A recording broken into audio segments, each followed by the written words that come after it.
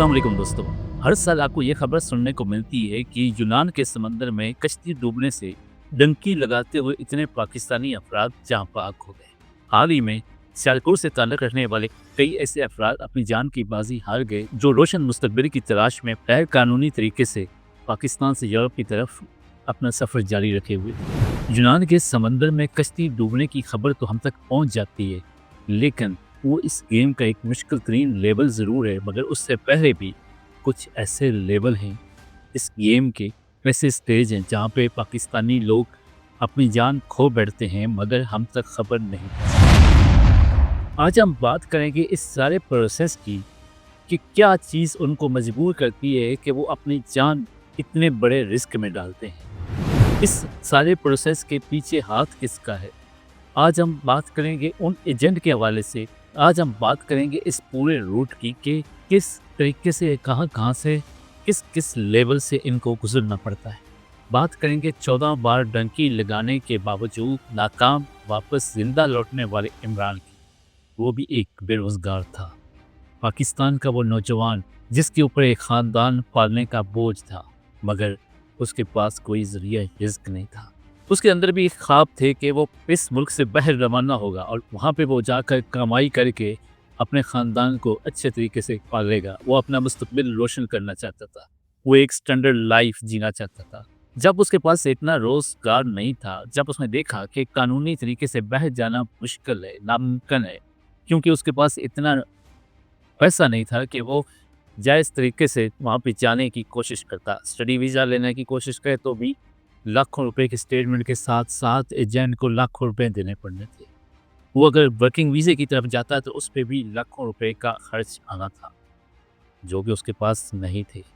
फिर उसको एक दोस्त मिलता है, वो उसे बताता है कि मेरे ऐसे एजेंट के साथ राब्ता है कि वो महज मामूली रकम के एवज़ आपको यूरोप तक पहुँचा देगा।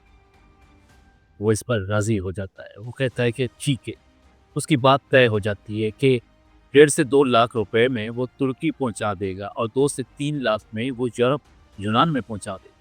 ये बात तय होने के बाद वो समझता है कि ये मेरे लिए आसान रास्ता है जिसको अपनाते हुए मैं अमीर बन सकता हूँ, मैं यूरोप में रहने वाला बाशिंदा बन सकता हूँ, तो मैं यूरोप कमा कर अपने ख़ानदान को अच्छे तरीके से पाल सकता हूँ। तो वो ये कदम उठाने में तैयार हो जाता है। यहाँ पे दिलचस्प बात ये है कि एजेंट उनसे ये भी वादा कर लेता है कि जब आप लोग तुर्की पहुँचेंगे तब मुझे पेमेंट करना और 1.5 से 2 लाख की पेमेंट करना, और जब आप यूनान में पहुँचेंगे तब मेरी बाकी पेमेंट करना। ये तो उनके लिए और ज़्यादा पुरकशिश बन जाता है। इमरान को कहा जाता है कि सुबह आपने क्वेटा पहुँचना है। वो बस में बैठता है और क्वेटा के लिए रवाना हो जाता है। क्वेटा पहुंचने पर उसको एक कोड बताया जाता है कि उनकी टीम, एजेंट की टीम का बंदा आपसे ये कोड बोलेगा, आपने ओके करना है। इमरान सुबह क्वेटा पहुंच जाता है। वहाँ पे उसको एक लड़का मिलता है जो उसके सामने उस कोड का जिक्र करता है। ये उसको ओके बोलता है। वो इसको लेकर पंजगोर की तरफ सफ़र का आगाज़ करते हैं। मुल्क भर से आए हुए वहाँ पे और भी पाकिस्तानी मौजूद होते हैं। ये भी उस ग्रुप में जा मिलता है जिसकी तादाद तकरीबन 200 हो जाती है। पंजगोर जो ईरान और पाकिस्तान के बॉर्डर के करीब एक इलाका है, वहाँ पे ये स्टे करते हैं। एक दिन वहाँ पे गुजारने के बाद इनके सफ़र का आगाज़ होता है बॉर्डर के करीब पहुँचना। ये डालों पे बैठते हैं और बॉर्डर के करीब पहुँचते हैं। बॉर्डर से कुछ चंद किलोमीटर पहले इनको उतार दिया जाता है। वहाँ पे ये इंतज़ार करते हैं कि एजेंट की टीम ये देखती है कि जब फ़ौज का गश्त वहाँ पे ना हो, बॉर्डर क्लियर हो, तो इनको बॉर्डर क्रॉस करवा दिया जाए। वो प्रोसेस इतनी तेज़ी से होता है कि उसमें भी चंद अफराद गिरते हैं और कई गिर कर कभी उठ नहीं पाते। तो जो बच जाते हैं वो बॉर्डर क्रॉस करते हैं। फिर चंद किलोमीटर का पैदल सफ़र होता है सहरा पर। आगे मिलते हैं एक बार फिर वो डल है जिनके ऊपर बैठ कर उनको अपना सफ़र जारी रखना है। उनकी रफ्तार इतनी तेज़ होती है कि उस दौरान में भी चंद एक अफराद वहाँ पे गिरते हैं, मगर उनको उठाने के लिए वहाँ पे कोई नहीं होता। उनकी अगली मंजिल तुर्की का बॉर्डर होती है। ईरान पाकिस्तानी बॉर्डर से लेकर तुर्क ईरान बॉर्डर तक उनके तकरीबन 8 से 10 दिन लग जाते हैं। इस दौरान उनको बैठना पड़ता है कार की डिग्गी में।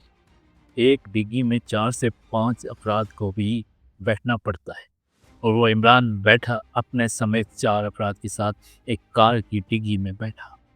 جب ان سے پوچھا گیا کہ آپ لوگ ایک کار کی ڈگی میں جہاں پہ ایک شخص مشکل سے آتا ہے وہاں پہ آپ 4 لوگ کیسے بیٹھے؟ انہوں نے کہا کہ ہم جس طرح سجدے کی حالت ہوتی ہے اس طرح بیچ میں بیٹھ کر ہمارا رخ باہر کی طرف ہوتا ہے۔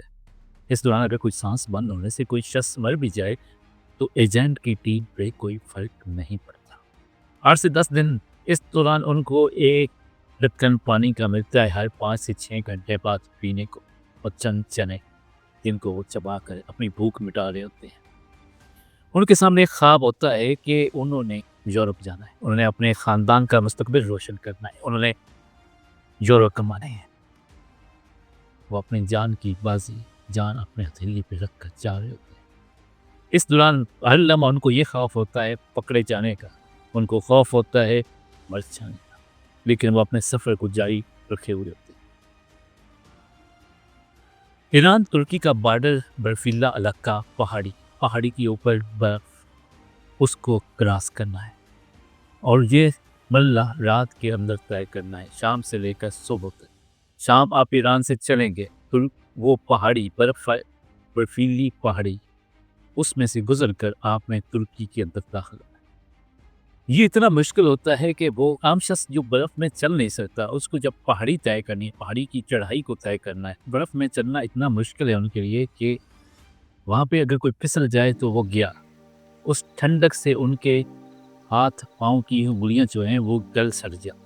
وہاں پہ ان جانے والوں کو کئی ایسی لاشوں کے باقیات نظر آتے ہیں جنہوں نے پہلے کوشش کر چکے ہیں۔ وہاں پہ بھی ماؤں کے لال پھسلتے ہیں مگر ان کو اٹھانے والا وہاں پہ بھی کوئی نہیں ہوتا، اور ان کی خبر پیچھے تک نہیں پہنچتی کیونکہ ان کو دیکھنے والا بھی کوئی نہیں ہوتا۔ جو بچ جاتے ہیں وہ ترکی میں قدم رکھ دیتے ہیں۔ ترکی میں پہنچنے کے بعد ان کو کمرے میں لایا جاتا ہے۔ وہاں پہ وہ دیکھتے ہیں کہ ان کے ہاتھوں پہ برف کی وجہ سے چھالے بن چکے ہیں، اور کسی کی اتنے گہرے چھالے بن جاتے ہیں کہ ان کے زخم کی وجہ سے ان کو زندہ رکھنے کے لیے ضروری ہو جاتا ہے کہ اپنا ہاتھ کاٹیں، اور وہاں پہ ان کو کہہ دیا جاتا ہے کہ آپ گھر پہ کال کریں کہ ہم خیریت سے ترکی پہنچ چکے ہیں، ہماری پیمنٹ کر دی جائے۔ اور جو لوگ وہاں پہ پیمنٹ کر دیتے ہیں ان کے پھر اگلی منزل ہوتی ہے یونان، پھر جو پیمنٹ کرنے سے قاصر ہو جاتے ہیں، غربت کی وجہ سے نہیں کر پاتے، ان کا وہیں پہ شکار کر دیا جاتا ہے۔ اگلی منزل ہوتی ہے ان کی یونان، وہ اپنے سفر کو جاری کرتے ہیں اور ترکی سے یونان کے درمیان ایک سمندر، ایک ٹھنڈا پانی جس کو کشتی کے ذریعے طے کیا جاتا ہے، یہ اس پروسیس کا ایک مشکل ترین سٹیج ہے جس کی خبر ہم تک بھی پہنچتی ہے۔ وہاں پہ اکثر لوگ یا تو ترکی فوج کے ہاتھوں گرفتار ہو جاتے ہیں یا پھر ان کو یونان کی فوج گرفتار کر لیتی ہے، اور یا پھر جو آپ خبریں سنتے ہیں کہ کشتی ڈوبنے سے اتنے افراد جہاں پاک ہو گئے۔ تو جس عمران کی بات کریں اس نے 14 بار ٹرائی کی ٹنکی لگا کر اس سمندر کو کراس کر کے یونان میں داخل ہونے کی، وہ یا تو ترکی کی فوج اس کو پکڑ لیتی اور کسی اور بارڈر کے قریب جا کر چھوڑ دیتی، یا پھر یونان کی فوج پکڑ کر اس کو واپس بھیج دیتی۔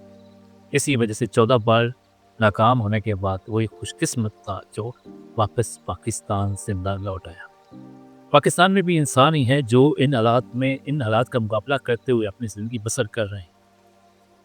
اپنی آسائش کو اپنی جیب کے مطابق رکھیں تو جینا مشکل نہیں ہے۔ پاکستان میں خود کو اتنا مشکل میں مت ڈالیں جہاں پہ آپ کو یقین ہی نہیں کہ آپ نے زندہ وہاں پہ پہنچ سکنا ہی نہیں، تو اس کی طرف نہ جائیں۔ اللہ حافظ۔